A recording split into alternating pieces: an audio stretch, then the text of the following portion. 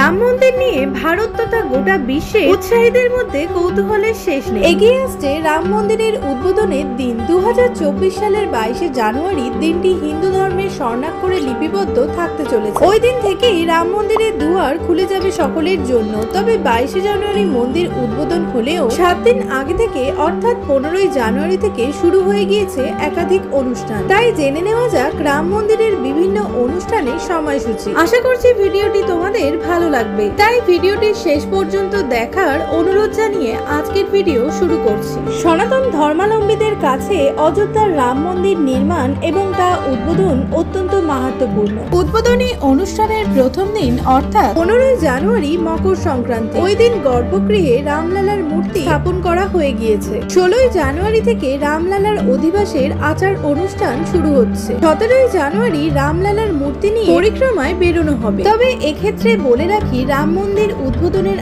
আগে অযোধ্যায় আগামী 17ই জানুয়ারি একটি শোভাযাত্রার আয়োজন করা হয়েছিল, যেখানে প্রাণ প্রতিষ্ঠার আগেই দর্শন পেতেন ভক্তবৃন্দ। গোটা শহরে রামলালার মূর্তি নিয়ে পদযাত্রার আয়োজন করেছিল রাম মন্দির কর্তৃপক্ষ, কিন্তু নিরাপত্তার বিষয়টি মাথায় রেখে এই পদযাত্রা বাতিল করা হয়েছে। ট্রাস্টের তরফে জানানো হয়েছে, অত্যাধিক মাত্রায় ভিড় থেকে বিশৃঙ্খলার পরিস্থিতি সৃষ্টি হতে পারে, যে কোনো মুহূর্তেই অপ্রীতিকর ঘটনা ঘটে যেতে পারে এবং পদপিষ্ট হওয়ার আশঙ্কার কারণে পূর্ব পরিকল্পিত এই সিদ্ধান্ত বাতিল করা হয়েছে। যদিও ভক্তদের নিরাশ করছে না ট্রাস্ট, নির্ধারিত দিনেই জন্মভূমি প্রাঙ্গণের ভিতরেই নবনির্মিত রামলালার মূর্তি দর্শনে সুযোগ মিলবে ভক্তদের। 18ই জানুয়ারিতে থাকছে একাধিক আচার অনুষ্ঠান। মন্দিরের প্রবেশের পুজো, বাস্তু পুজো, বরুণ পুজো, গণেশ পুজো ইত্যাদি পুজো অনুষ্ঠিত হবে। 19শে জানুয়ারি রাম মন্দিরে যজ্ঞ অগ্নিকুণ্ড স্থাপন করা হবে। এক্ষেত্রে বিশেষ পদ্ধতিতেও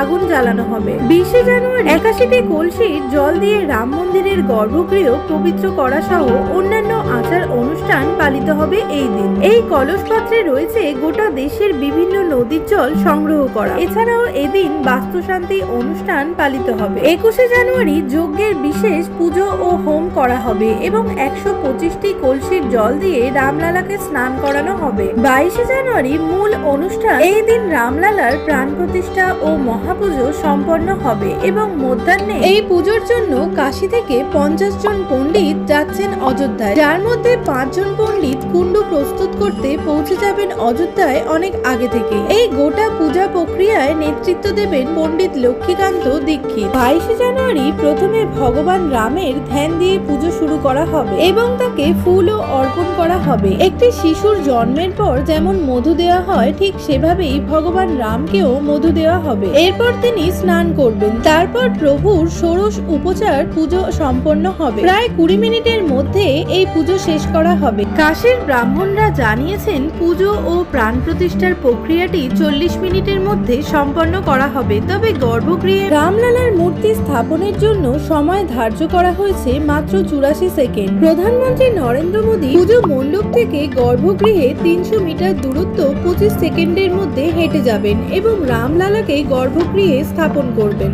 মূর্তি স্থাপনা পুজোর জন্য 84 সেকেন্ডের যে শুভ সময় নির্ধারণ করা হয়েছে তা হলো 12টা 29 মিনিট 4 সেকেন্ড থেকে 12টা 30 মিনিট 32 সেকেন্ড পর্যন্ত, যা অভিজিত মুহূর্ত হিসেবে বিবেচিত হয়েছে। এক্ষেত্রে বলে রাখি, রামলালার মূর্তিটি এমন ভাবে তৈরি করা হয়েছে যেটি দেখলে মনে হবে মূর্তিটি আপনার সঙ্গে কথা বলছে। মূর্তিটি এতটাই সুন্দর যে আপনি মনোমুগ্ধ হয়ে দেখতেই থাকবেন মূর্তিটির দিকে। যদি একসঙ্গে অনেকগুলি মূর্তি রাখা হয়, সেক্ষেত্রে আপনার চোখ গিয়ে থামবে এই মূর্তিটির দিকে। আগামী 22শে জানুয়ারি রাম মন্দির উদ্বোধন। দেশ বিদেশ থেকে হাজার হাজার পুণ্যার্থীরা আসছেন রাম মন্দিরে উদ্বোধনী অনুষ্ঠানের সাক্ষী থাকতে। এক্ষেত্রে বলে রাখি, রাম ভক্তদের কাছে বিশেষ অনুরোধ জানিয়েছেন প্রধানমন্ত্রী নরেন্দ্র মোদী এবং রাম মন্দির কর্তৃপক্ষ ট্রাস্ট। তাদের বিশেষ অনুরোধ এই যে 22শে জানুয়ারি যেন সবাই অযোধ্যার রাম মন্দিরে না আসে। আসলে প্রধানমন্ত্রী ভক্তদের কাছে অনুরোধ জানিয়ে বলেছেন, ভক্ত হিসাবে